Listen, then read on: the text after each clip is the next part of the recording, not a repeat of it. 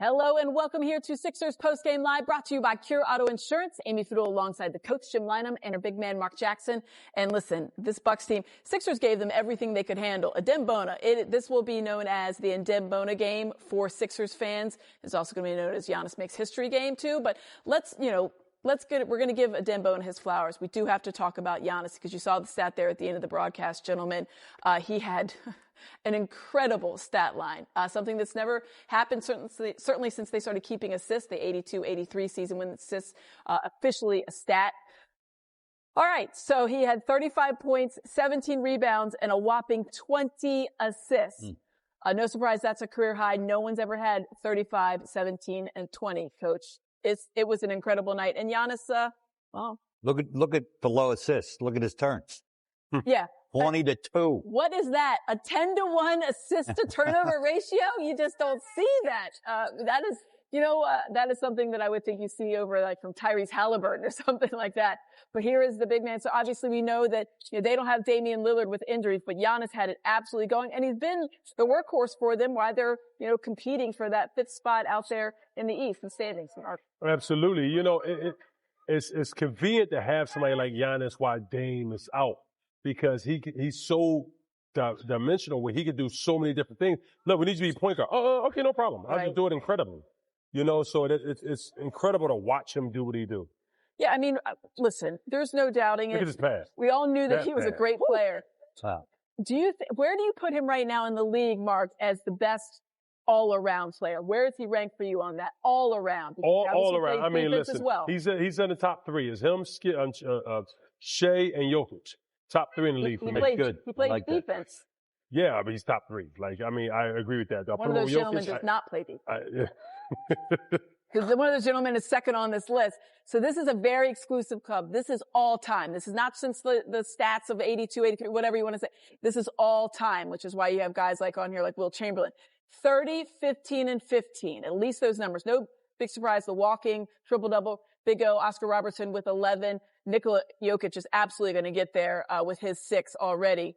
Will Chamberlain, 2. And you can see Giannis, the first time he's ever done that in his career. Larry Bird, Magic. I mean, this is a who's who of who's great. I mean, this is elite company, Coach. Yeah, it sure is. Wow. But I marvel at Giannis. I don't see him on a nightly basis, but I'd throw out to both of you guys. Was there anybody that you can name that is like him? No. To me, he's a unicorn. He's one of a kind. Because of the way that he plays, he's such a big physical presence. And the way that he plays defense and offense, the way he gets inside, outside, it's unusual to see a guy that has all of those attributes and the size that he is. The way that he's coming down in the open court, Coach, I mean, if I'm defending him, that's a business decision for me. Yes. Yeah, I mean, athleticism, size, power, and handle. I don't know. I throw it out to you, Mark. Give me a name. It's hard. People could miss. Believe it or not, some people compare him to Shaq. They say the way he, not skill-wise, Coach, but they say the way he dominates with brute force, power, and grit. Yeah. But he does so much more than Shaq. He handles the ball. Much more. He facilitates the ball. His ability to guard every single position. I don't know. I don't know if I have another name to pull from the hat. That's why I say, I try not to, exaggerate the premise here. I never see anything like him. Yeah. That's why when you think about the best all-around player, a guy that can do all of the things, he's in the conversation. And he's been in the conversation. I mean, he's a multi-time MVP. You know that. We saw that on display here tonight. But you didn't have to watch this game just to know that Giannis is one of the all-time greats. This is most games with 30, 10, and 5. So we showed you this in our pregame show. Look at the number. Yes, 148. That's impressive. But look where he is. He's 9 away from Oscar Robertson and Kareem Abdul-Jabbar. And he's doing it in less than, he's got, 150 games in hand, all those guys, and he only needs 9 more to go. Jabbar has almost twice as many. Exactly. He almost has 1,600. So he's 700 ahead of the way Kareem did it. Obviously, the game is different, and it operates differently than how those guys played.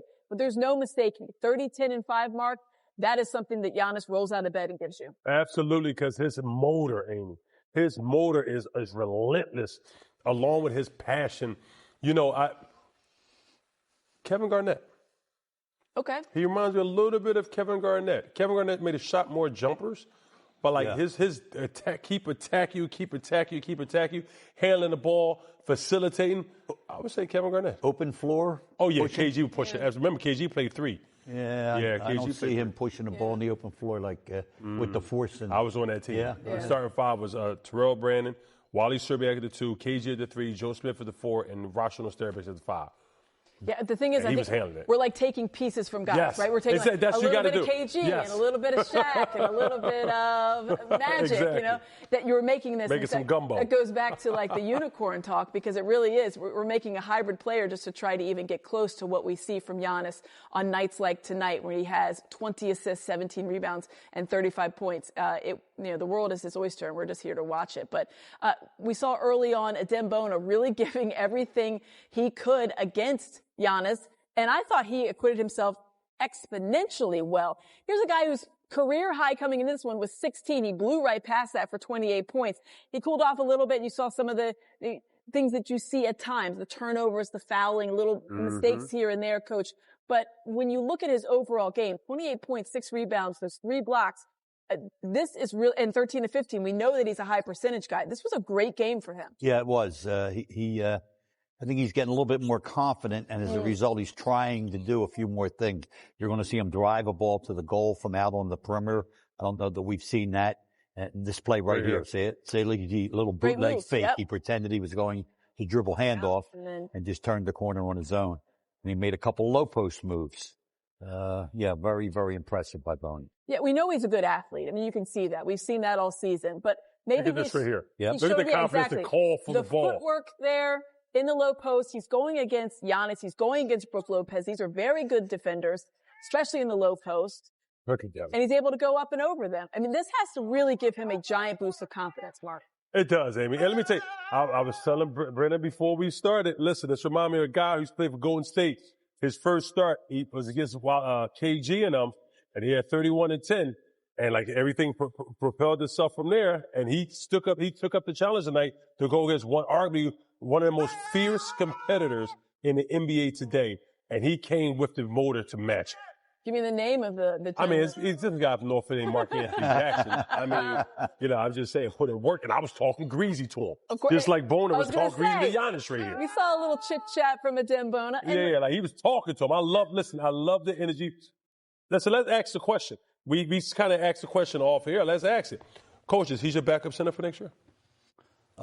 He's sure a candidate, and I wouldn't be surprised if he were, Mark. Whether the team has the confidence in him, given what we've seen. It's even though he's played terrific with the opportunity that he's had, it's still going to be a small sample. Yeah, so that the question is out there because while they do have Andre Drummond has a player option, we know that he's been hampered by injuries. And Adem Bona, I mean, talk about a bargain right there, a second-round pick. So let me ask you this then. Well, are you comfortable with Drummond and him being our backup? Yeah, I would, without question, because I know Drummond is a very, very good backup center. And let those 2 guys vie for the position. Mm-hmm. But the reason it's not just like chatter, it's a big deal because the possibility that Joel may not play back-to-backs. That could very possibly be a game plan. So if he's not going to play any back-to-backs, obviously you need 2 centers on those occasions. Absolutely. Those are many things that this front office will be answering and dealing with. I think, honestly, they found a real gem in Adem Bona in that second-round pick because they're going to get him on the cheap before maybe his trajectory goes just a little bit higher. We're going to take our first time out here on Sixers Postgame Live, brought to you by Auto Insurance. We are going to hear from Nick Nurse, who was ejected in this one after a second technical foul. We'll hear from the coach coming up with Adem Bona. And he directs a little traffic to Lonnie Walker. So it's a little like give and go, Coach. What do you see here? Yeah, he's kind of slipped in there behind the defense. And when he gets that ball, sometimes you think he's too far away from the basket, Mark was just saying. But he's so long and he's kind of so quick off the floor and just seems to explode forward. Lonnie Walker with a little good pass. That sure was great pass. Great pass. Recognizes where Bona is, who rises up and dunks it two-hand. And that was a great play, and that was our toilet electrifying moment. It was a good night for Adem Bona. Listen, he was Coach Nurse was protecting his guy, I guess. He got teed up a second time. That made him get ejected. Let's check in with Coach Nurse now. Nick, I guess what did you just kind of make of Adem tonight? Yeah, he was really good. I thought he, obviously was super effective around the basket. Had some great finishes and great catches and dunks, and was on the glass a little bit, tipping some around, and did a great job. It was great to see him. Kind of everything he did was super good tonight. So that was great to see. You seem to be pretty deliberate in sort of mirroring his minutes with Giannis's minutes. I guess what do you think he can learn from that matchup? Obviously, you look at Giannis's line and it's absurd, but not all of that was against Adem. I guess how did you feel he made out? Well, I just think in general that we need some rim protection in there, right? And just kind of turned out that way. That it started out really good, right? I think the first quarter started out really good. We were bottling him up pretty good and things like that. So we just kind of stayed with it. We didn't exactly do it there in the second quarter, but we kind of went back to it in the third, but did okay. He took the challenge. I mean, you're right. Giannis's line's, really good. Obviously, they hit a high percentage of threes on the kickouts. That's going to give you a lot of assists. He got to the line a ton. That helps too. Nick, I guess you got teed up twice in, I believe it was like 18 seconds. What happened there? You called it right there. 2 tees in 18 seconds. What led to those? Yeah. Bona blocked a shot. They called a goaltend. I looked up on the screen, and then I saw it. I was like, I did a wave, and the ref at the other end, JB, I guess saw me do the wave. That was the first one. And then when Mitchell walked by me and the second time, I said, open your eyes, and got my second tee. I kind of mumbled it. I didn't really say it very loud. I didn't raise my voice all night, actually. Kind of quick, kind of. Looking at Adem. Whatever. Sorry. That's all right. Thanks for cutting that off. No telling where that would work. Good job. Looking at Adem over the course of the whole season, obviously he wasn't expected to have this much of a role coming in as a rookie, and it's grown more and more and more. Just how have you seen him develop over that time? Well, you're right. First and foremost, it's given him tons of minutes, tons of opportunity, night in, night out. I think, again, that's the thing that I continue to talk about. Can he bring this energy every night? Obviously, he's not going to get 15 opportunities every night like that, but just the spring and the energy and the bounce and the rim protection and, some running the floor hard, safe transfer of the ball, those kind of things are all the things we're trying to build with him. But the single biggest thing, which I think you guys understand, is the rim protection, right? If he can rim protect and rebound for his position, be a safe pair of hands down at the other end, and be an opportunity scorer, then that's what we're trying to do.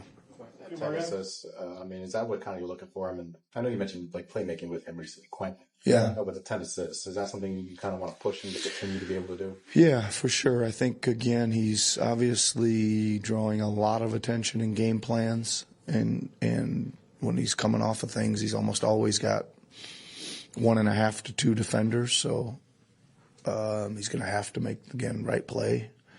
I thought he did a pretty good job on some of them tonight, immediately getting, like, probably some of them you can remember him kind of coming off and immediately catching it and firing it back to Yabu on the weak side, which that's a good quick read. And those should be shots if they're going to put 2 on there and you got a 3-point shooter popping. So that happened several times, which is good. But again, talk about it all the time. Got to make the right play. If you got 2 on you, you've done your job.